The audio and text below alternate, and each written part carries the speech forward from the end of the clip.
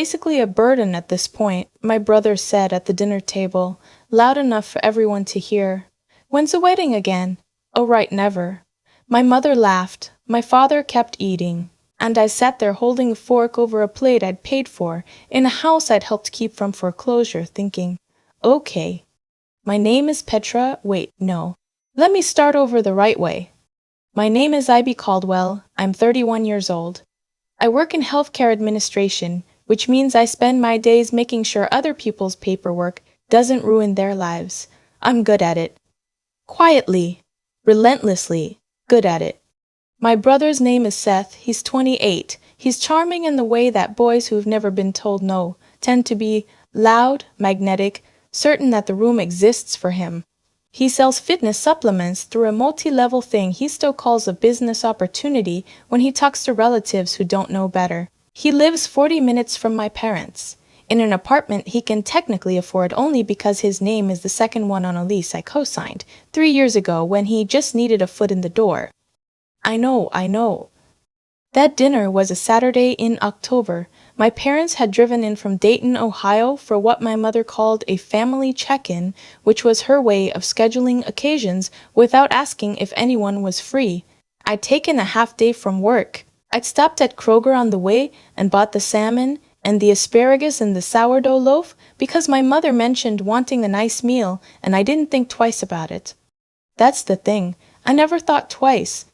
Seth arrived 45 minutes late, didn't mention it, and sat at the head of the table like he'd been there the whole time. He'd been in a good mood, which for him meant he talked more than usual. About his sales numbers, about a trip he was thinking about taking to Scottsdale, about some podcast he'd started listening to that was legitimately changing how he saw money. And then, somewhere between the main course and clearing plates, the conversation turned to me. It happened because my father asked, casually, genuinely the way he always did, whether I was still seeing anyone. I said no, not with sadness, just as a fact. I'd ended something in July and hadn't started anything new. Seth put his fork down, tilted his head, and then he smiled the way people smile when they're about to say something they've been storing up. She's basically a burden at this point, he said.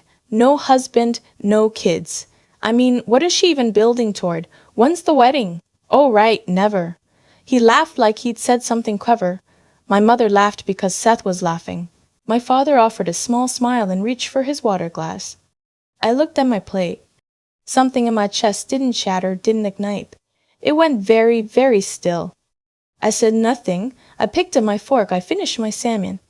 And while I was sitting there quiet, my phone buzzed in my pocket. A reminder I'd set 6 weeks earlier for a completely different reason. A calendar alert that just said follow-up, transfer review. I glanced at it under the table, and something clicked into place. Okay, I thought again, but this time it wasn't surrender, it was something else entirely.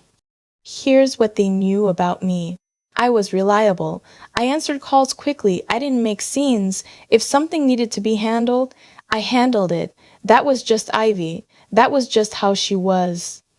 Here's what they didn't know. I've been keeping a private spreadsheet since 2019. Not to be vindictive. I started it because I'm an administrator by nature. I track things. Medical records, insurance approvals, billing cycles. When I started helping my family financially, I just kept notes, dates, amounts, purposes. It felt responsible. I thought someday it might help with taxes or estate stuff. I wasn't planning anything. The spreadsheet had 47 line items by October. The first one was from March of 2019, $1,800 to my father for a car repair that turned into a partial engine replacement. He'd paid back $400 of it, then stopped mentioning it. The last one was from September, $300 to my mother for a dental copay. Her insurance didn't cover because she'd let her secondary plan lapse. She had thanked me the way you thank someone for holding a door. Quickly, already moving on. In between Seth's first and last when he moved into the Clintonville apartment, Seth's traffic lawyer when he got his second speeding ticket, my parents' property tax shortfall in 2021, which was the year my father's hours got cut and everyone panicked quietly except for me because I was the one making the wire transfer at 11 p.m. while they watched TV, Seth's certification course for personal training. He did 4 weeks of it before he switched to the supplement thing. My mother's flight to see her sister when her sister was sick, small things, medium things, things that felt like emergencies when they called and felt like nothing by the time I hung up. 47 line items. I had never once added them up. That October night after I got home, I did. I poured a glass of water. I sat at my kitchen table with my laptop. I opened the spreadsheet. $63,240. I stared at that number for a while. I want to say I cried. I didn't. I think I'd already processed most of those transactions emotionally in the moments they happened. The small, quiet grief of yet another automatic yes. What I felt instead was something like recognition, like finally seeing the shape of something you'd been living inside of without knowing it had edges. I closed the laptop. I went to bed. And I started planning. I want to be clear about something. I didn't plan to punish them. That's not who I am. What I planned was more precise than that. I planned to stop. The difference matters. Punishing someone means you're still in a relationship with them, still reacting, still needing them to understand what you're doing and why. Stopping is different. Stopping is just a door closing, gently, completely, without a speech. I made a list of everything that had my name attached to it for someone else's benefit. The co-signed lease. A credit card I'd added Seth to as an authorized user in 2020 when he said he needed to build credit. He'd used it 9 times, never for anything that builds anything. A small recurring transfer I'd set up years ago to help my parents cover a monthly insurance premium, back when it was a temporary gap that became permanent because temporary gaps are easier to maintain than to fix. I called my attorney on a Wednesday morning. She specializes in contracts and private financial agreements. I'd used her twice before for work stuff, and she was direct in the way I needed her to be. I explained the co-signed lease situation. She explained what my exposure was. She explained the process for requesting removal from a cosign, which, as she made very clear, requires the lender's cooperation and the other tenant qualifying independently. It was not going to be fast or simple, but we could start the process and document my intent, which mattered. I called my bank. I spoke to someone in the personal accounts division about removing Seth as an authorized user on the credit card. That one was straightforward, done in 12 minutes. I set the recurring transfer to my parents to cancel at the end of the month. Enough notice that it wouldn't create an immediate crisis. Not enough that it felt like a warning I was obligated to give. I didn't tell anyone I was doing any of this. That was the part that felt strange, if I'm being honest. Not hard. Strange. Because my whole life I'd operated on the assumption that anything I did with money that touched their lives required their input, their approval, their comfort. Taking my own name off my own credit card account felt like an act that needed justification. It took me a minute to remember. It didn't. Seth's wedding. I should explain. 3 weeks after that dinner, my brother announced he was engaged. This wasn't a surprise. He'd been dating the same woman for 2 years, and she was genuinely lovely, patient. She deserved better than the situation she was walking into, but that wasn't my business. What was my business was that my mother called me the same day to discuss the wedding budget, which she'd apparently already started conceptualizing even though no date had been set. She mentioned a venue she'd seen. She mentioned catering costs. She mentioned the words, "We'll figure it out as a family," which in our family has always meant IV will wire the difference. I said, "That sounds like a conversation for when they've set a date." She paused. "You being weird?" she said. "I'm at work," I said. "I'll talk to you soon." And I hung up. I want to tell you that felt powerful. Mostly it felt administrative. The engagement party was the first real test. My parents hosted it at their house. Catered, not hugely, but a real setup with a rented tent in the backyard and food trays and one of those balloon arch things. My mother called me 3 days before to say the final bill was coming in higher than expected and could I cover the gap? About $1,400. I said no. The silence on the phone lasted long enough that I checked to see if the call had dropped. "What do you mean, no?" she said. "I mean I can't help with that right now," I said. I kept my voice even. I wasn't angry. I wasn't anything, really. You and Dad should reach out to Seth and his fiancée. It's their party. They should be part of the cost. He doesn't have that kind of money, she said. Neither do I said, which was not technically true but was true in the sense that mattered. I had money, and I was choosing not to spend it this way. She said I was being selfish. I said I loved her and I'd see her at the party. I hung up. The $1,400 got covered. I don't know how. Credit card probably, or my father called in a favor from somewhere. The party happened. There was champagne. People gave toasts. Seth thanked everyone who made this possible and looked specifically at my parents when he said it, which was accurate and also funny to me in a way I couldn't explain. I stood near the food table and watched and felt, for the first time in a long time, like a guest. The confrontation came 5 weeks later. I hadn't anticipated the format.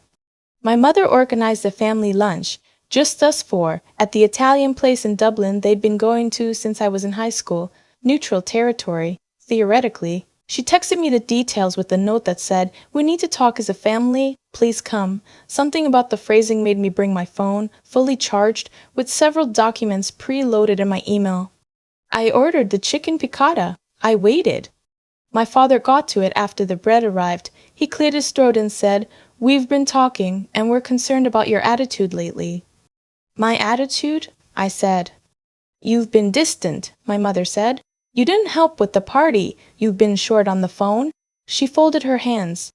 "We feel like you're punishing us for something." I looked at Seth, who was studying his menu even though he'd been going to this restaurant for 15 years and knew everything on it.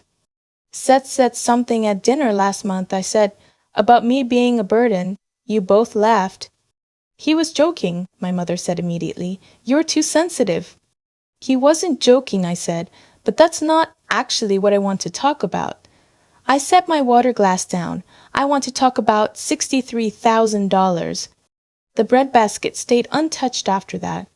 I didn't read from the spreadsheet. I'd memorized the biggest ones. I said them plainly with dates.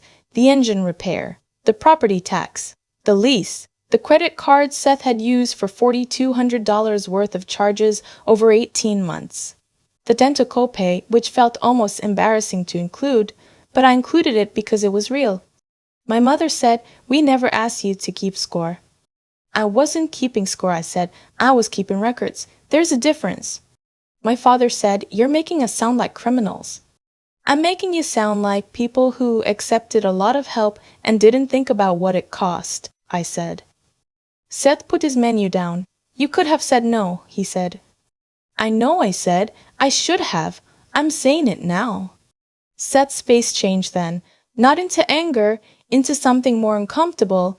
He knew, I think, that the credit card was gone. He'd figured it out when it declined at a Target 2 weeks earlier, and he'd gotten some automated notification. He hadn't called me about it. He'd just gone quiet. "So what?" my father said. "You're just done? With your family?" "I'm done with the arrangement," I said. "The family part is up to all of us." I paid for my own meal. I left before the check came. The weeks after that were uncomfortable in the specific way that comes after a truth-telling that no one asked for. My mother texted daily for 8 days, alternating between hurt and accusatory, and once, briefly, something that almost approached reflective before pivoting back to hurt. My father called twice. I picked up once and listened to 6 minutes of him explaining how hard he'd worked his whole life before I said, quietly, that I believed him and that I talked to him when he was ready to have a different conversation. Seth didn't contact me for 11 days. When he did, it was a text that said, "FYI, the lease thing is complicated, you're still on it." I replied, "I know, my attorney is handling it." He didn't respond. The lease situation was in fact complicated. My attorney had been right. Removing myself as cosigner required Seth to refinance under his own name and qualify independently, which meant his income would be evaluated, his credit would be pulled, and the rental management company would have to agree to modify the lease agreement. It wasn't impossible. It just wasn't fast, and it put Seth in the position of having to prove, officially and on paper, that he could stand without me. He started working more hours. I found this out, not from him, but from my mother, who mentioned it almost accidentally during one of her check-in calls in a tone that suggested she thought it was my fault. I said that sounded like a good development. She said, "I don't understand you anymore." I said, "I know, I don't think you ever did." The wedding was set for the following June. I was invited, eventually after a visible internal debate within my family about whether to include me as a form of pressure or exclude me as a form of punishment. They chose inclusion. I think they thought being at the wedding, surrounded by family, might soften me. They weren't wrong that it affected me. They were wrong about which direction. I bought a gift from the registry, a good one, not a performative one. A KitchenAid stand mixer in a color his fiancée had mentioned wanting. I shipped it directly. I was not trying to make a statement, I just thought she deserved the mixer. The ceremony was at a vineyard outside Columbus. Beautiful venue, genuinely. Seth looked happy in a way I hadn't seen in a while. Undefended, just happy. His fiancée cried at the altar, the good kind of crying. I sat in the second row on the groom's side because my mother had arranged seating and that was where I was placed, and I watched my brother get married and felt something I hadn't expected. Tenderness, not bitterness, not vindication, just the old feeling of having known someone their whole life, which is its own specific weight. The reception was the part that was planned. Not by me. My parents had apparently decided that the wedding was an occasion to make a public case. During the dinner portion, after the first round of toasts, my father stood up without being formally given the floor. He raised his glass. He talked about family, about sacrifice, about what it means to raise children who support each other. He talked about how proud he was of Seth, and then he said with practiced casualness that he hoped everyone here knew that family meant showing up in all seasons, not just the easy ones. He didn't say my name. He didn't have to.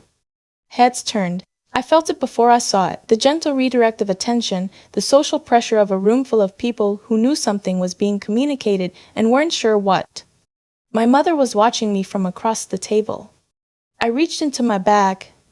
Not for my phone. I thought about the phone approach and decided against it. What I placed on the table instead was an envelope. Small, cream-colored, sealed. I'd written Seth's name on the front in my own handwriting. I stood up. I didn't give a speech. I said, calmly, into the room, I want to add something. I looked at Seth. I know this past year has been complicated between us. I brought this for you both. I set the envelope in front of him. Not a bill, not a reminder, an apology from me for waiting this long to have better boundaries. That's all I have to say. I sat down. The room didn't know what to do with that. My father's toast had primed them for drama and I'd given them something that looked like grace from the outside. My mother's expression shifted 3 times in 4 seconds. Seth picked up the envelope slowly. Inside was a letter, 2 pages handwritten that I'd drafted over 5 evenings. Not accusatory, not a list.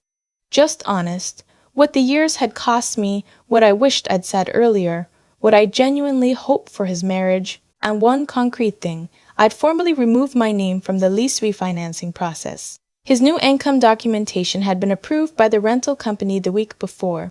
The apartment was fully in his name now. He was, finally, on his own. That was the gift, not the mixer, though she deserved the mixer. The gift was that I wasn't holding anything over him anymore. He read enough of it at the table that I saw his jaw shift. He folded it back. He didn't look at me. He nodded once, slowly, at the envelope. His fiancée put her hand over his. I finished my dinner. The chicken marsala was excellent. The thing about choosing yourself after a long time of not choosing yourself is that people interpret it differently depending on what they need it to mean. My mother decided it meant I was having a breakdown. My father decided it meant I was ungrateful. Seth, I think, was still working out what it meant. His fiancée texted me a week after the wedding to thank me for the letter. She said she hadn't read it, but Seth had told her the general idea, and she said she hoped we could have a real relationship someday. I said I hope so too. I meant it. That was the part no one had scripted for, that I didn't actually want to walk away from all of it. I wanted to walk away from the version of me that had made myself so structurally necessary that I'd become invisible. There's a difference between being needed and being loved. I'd had a lot of the first one. I was interested in the second. I took a long weekend that November, drove up to Hocking Hills by myself, rented a small cabin, walked trails that were muddy in a satisfying way, and sat outside at night with a blanket and a beer and no one's emergency to respond to. On the second night my phone rang. It was my father. I answered. He said he'd been thinking. He said he didn't think he'd ever said thank you. Not properly, not for any of it. He said the words slowly, like he was finding them in a room he hadn't been in before. I said, I know. He said, I didn't know it was that much.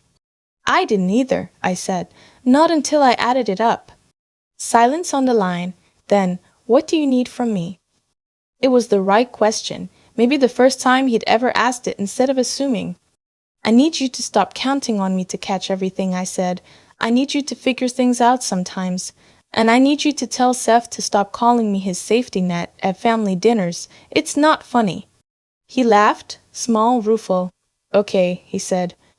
We talked for 20 more minutes about nothing important, the weather in Dayton, whether he should repaint the garage. It was the most comfortable conversation we'd had in years. I saw my mother in February. We met for coffee at a place halfway between Columbus and Dayton, a diner neither of us had been to before, which felt right.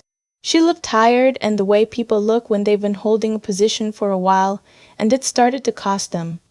She ordered a slice of pie and didn't eat much of it. You always made it look easy, she said eventually. The helping, I thought you didn't mind. I know, I said.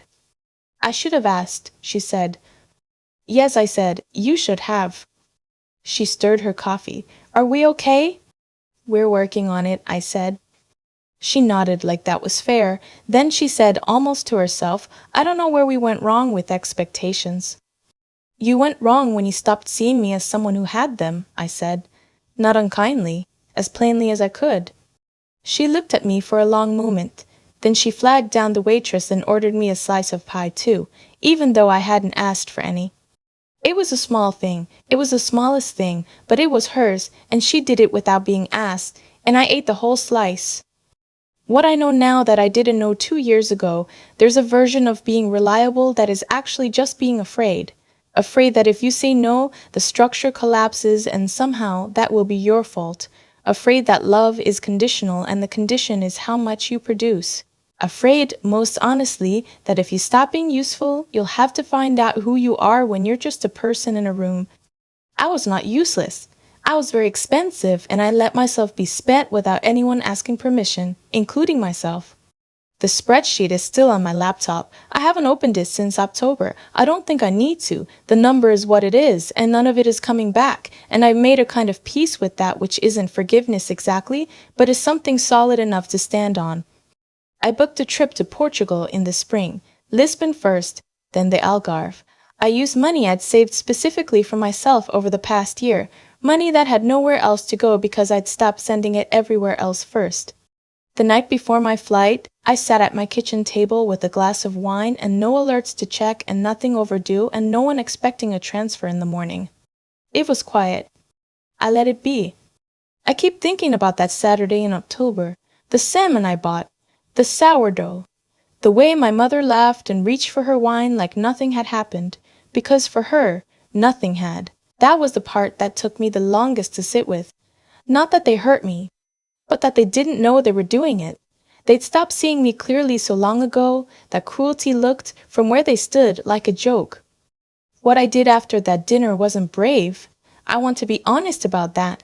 It wasn't a moment of courage, it was a moment of arithmetic. I added up $63,000 and realized I'd been making the same choice over and over again, just in smaller increments, hoping the outcome would eventually be different.